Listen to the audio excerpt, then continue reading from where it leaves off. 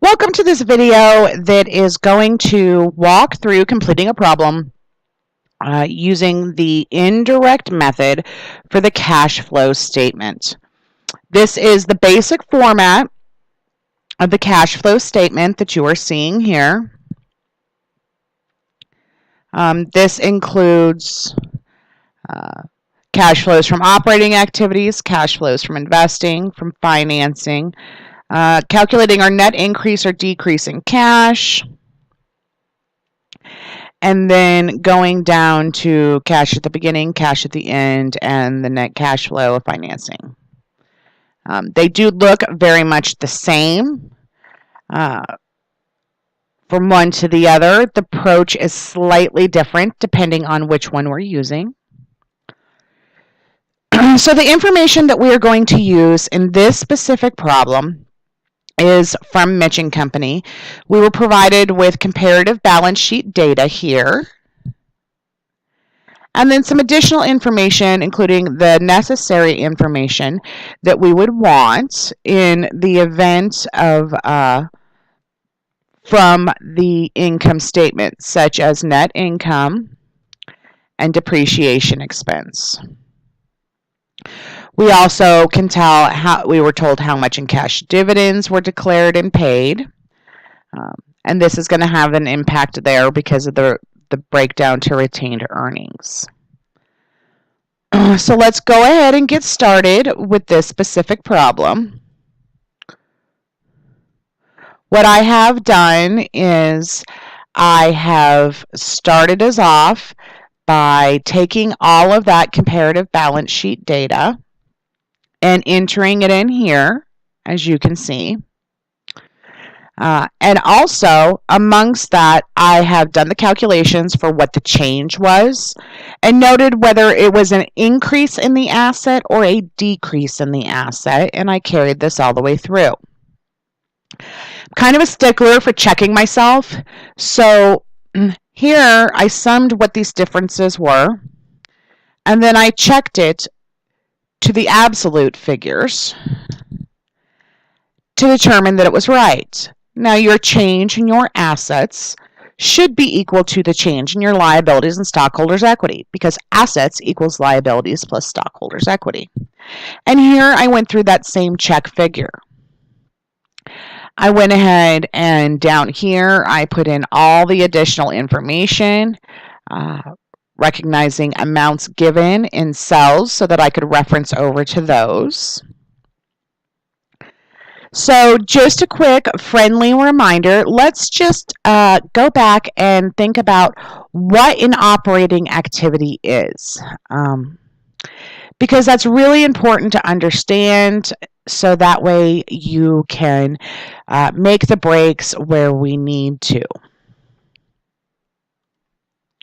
So an operating activity is those income statement items that represent cash inflows from the sale of goods or services, from interest received or dividends received, and those cash outflows to suppliers for things like inventory, wages, to the government for taxes, lenders for interest, and to others for expenses.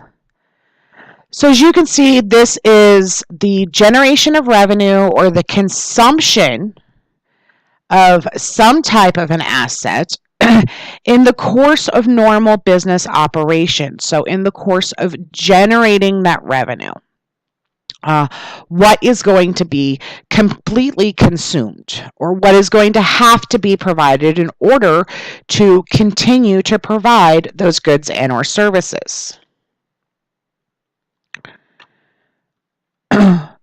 With the indirect method of the cash flow statement, you're going to often get, what you should get is an income statement and a comparative balance sheet. You will do these calculations and recognize whether or not it is an increase or a decrease, the same as I did over here.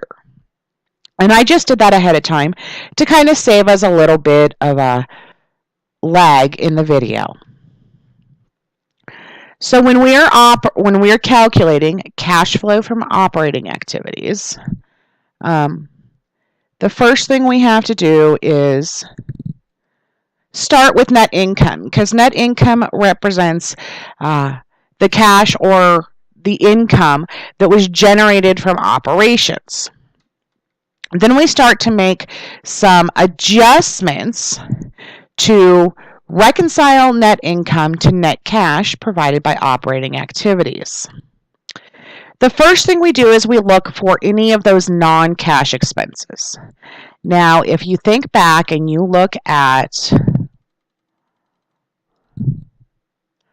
a basic income statement, and this is not the income statement for the one that we're using in the example, but I wanted to go ahead and show you here. So we start with the full sales revenue, right? That's everything that was sold income-wise. And then we have all of these different expenses, cost of goods sold, operating expenses. But we have this one right here, which is the depreciation expense. The depreciation expense does not represent an actual flow of cash. And in fact, for this very specific example, I have your depreciation entry that would be here. It would be $34,000 of depreciation, and it would go to the accumulated depreciation account for $34,000. Well, that's a non-cash cost allocation. The cash actually associated originally, a long time ago, to deal with this was in the purchase of the equipment. So this was 2, 5, 10 years ago. The cash is no longer a valid point. It's moot. We're only cost allocating it over a significant period of time because this asset has value in bearing for that particular point in time. So we have the depreciation expense of $34,000 that we have to adjust off. The next step is to evaluate if there are any gains or any losses. Gains and losses arise when we sell some type of an asset or an investment for different than the book value. If it is in excess of the book value, then there's gains. If it is less than the book value, then there is losses. So let's come back over to this balance sheet data and the additional information, and let's evaluate it. Real quick, I am going to highlight cash because that's what we're truing to. We want to try to find what this change in cash is comprised of. The accumulated depreciation on the equipment we've adjusted off because it is a non-cash transaction. And here where they divulge that information on the depreciation expense, we'll take that off. Just marking out the things that we've actually already entered on the cash flow statement, just kind of as a checklist, so that way I don't waste any time going back and looking at it again.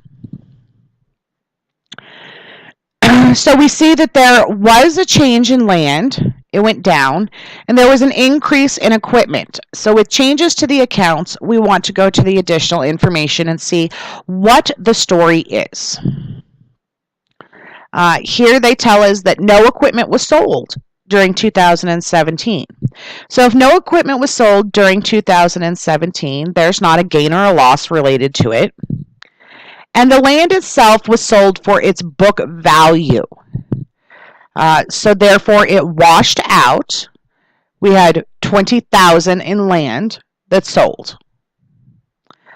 So it is not an issue. It did not generate a gain or a loss. So we come back to our cash flow statement, and we will move on to the next step, which is to look at the changes to non-cash current assets and current liability accounts.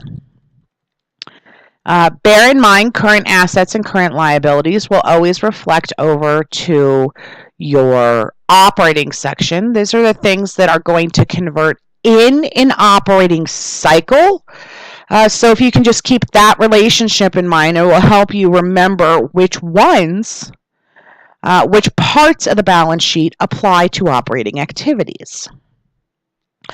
So for a quick reminder, for changes to non-cash current accounts on the balance sheet, your operating cash flow will be increased by decreasing current assets, decreased by increasing current assets, increased by increasing current liabilities, and decreased by paying down the current liabilities. These are excellent rules of thumb.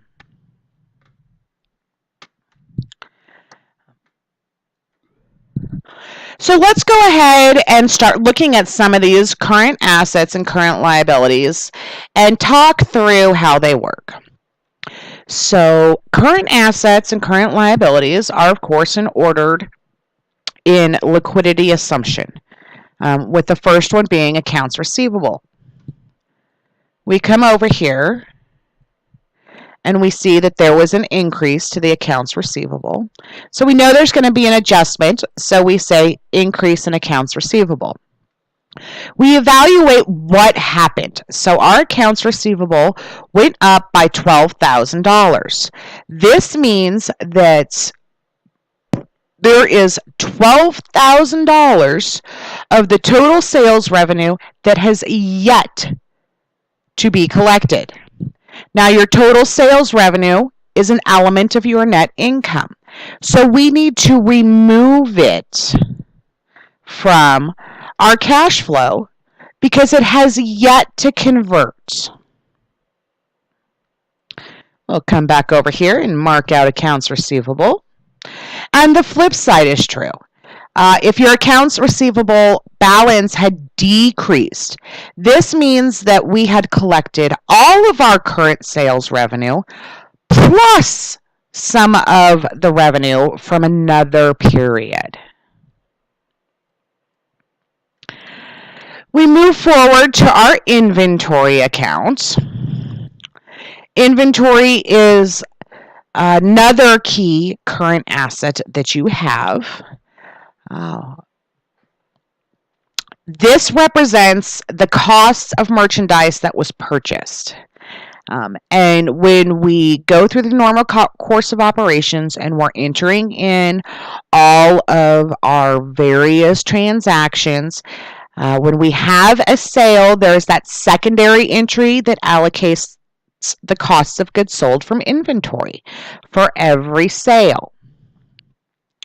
Because our inventory was $189,000 and now it's $167,000, then this indicates that we sold in excess of what we purchased for this period. So we sold $22,000 more worth of cost of goods sold than we had in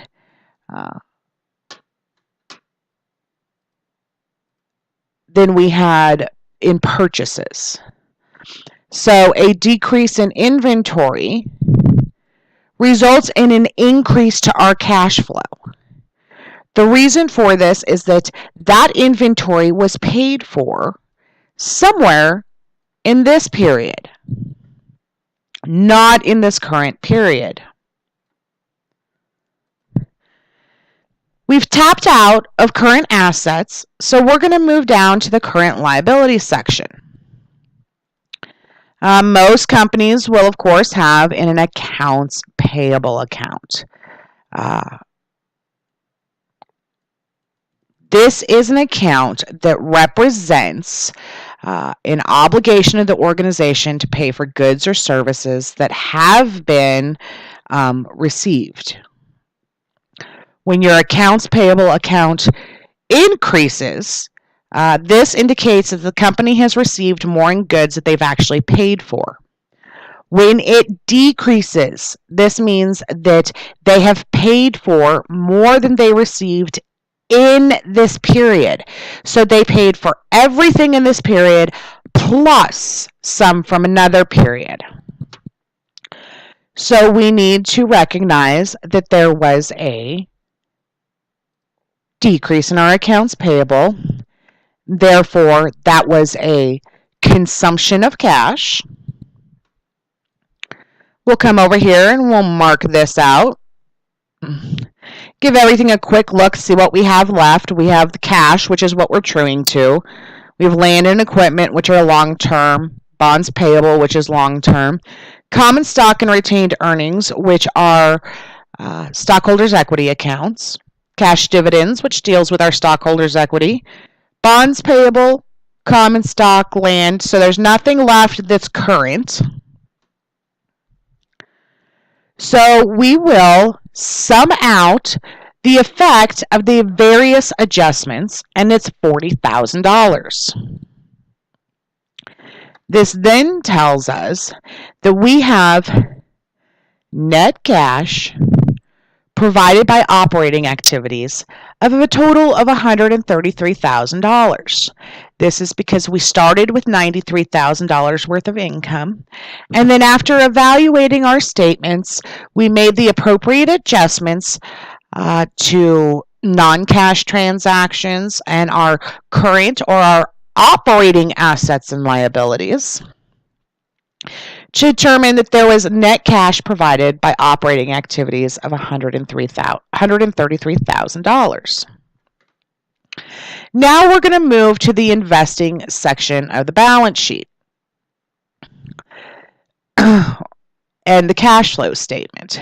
So investing and financing activities are the long-term, so for investing in those long-term assets or liabilities, those long-term assets that are tied to your ability to continue to function long-term. Investment in the future. You buy land, you buy equipment, these types of things. You buy investments in other companies, investments in stock, investments in financial instruments, and you are taking cash and you're putting it into an avenue to provide revenue or growth beyond the current period. Therefore, it's an investment.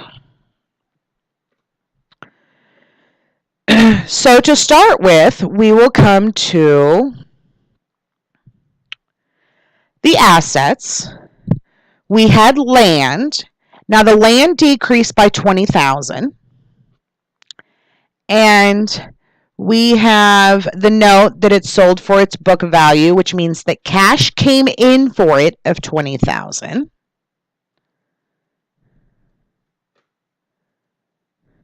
So we have sale of land for $20,000 that we need to account for in this section.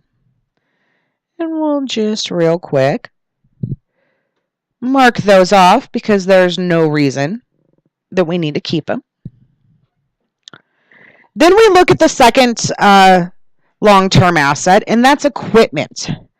$60,000 increase in equipment. And we know no equipment was sold. So therefore, we paid out $60,000 in order to purchase equipment to help us for an extended period of time. So we have the purchase of equipment.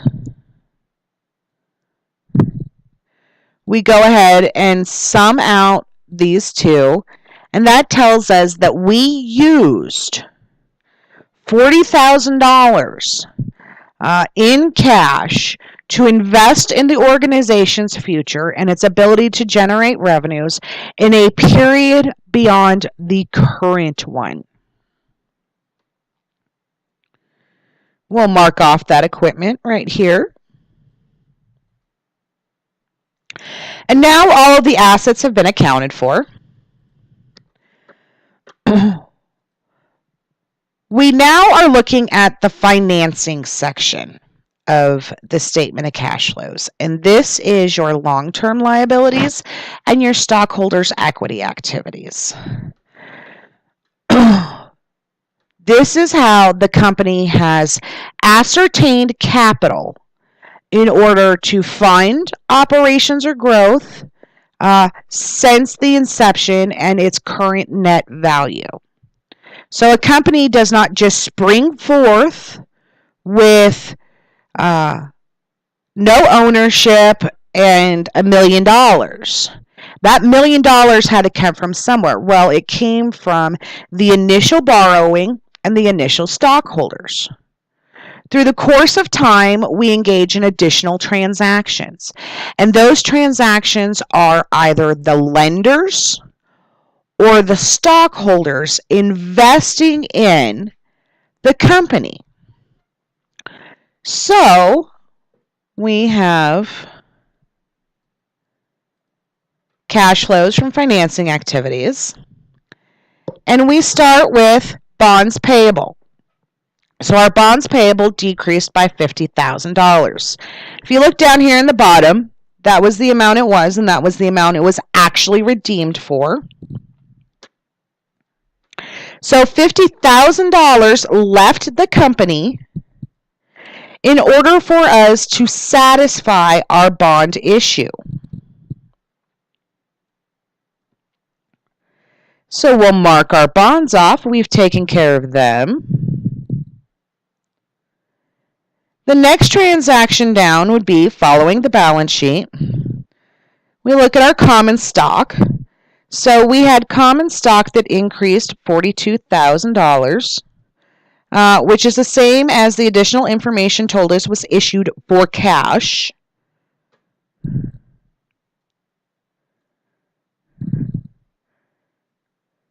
So we will increase our cash flows by $52,000. This represents the amount of cash that was received when we went through the common stock issue.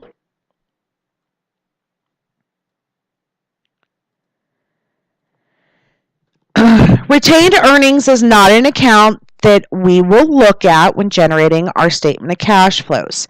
If you will recall, when we close out a year, we take all of those temporary or nominal accounts, such as your income statement account, close them out to the income summary, and then close that out to retained earnings. So your changes in your retained earnings actually already contain that net income number we're starting with. It also contains any changes that are the result of our dividends, because our dividends close out directly to retained earnings. So it's a moot account. Leaves us with one transaction we've yet to account for, and that is the cash dividends that were declared and paid for $39,000. So $39,000 left the corporation and went to the stockholders. We sum up the effect of all of these transactions.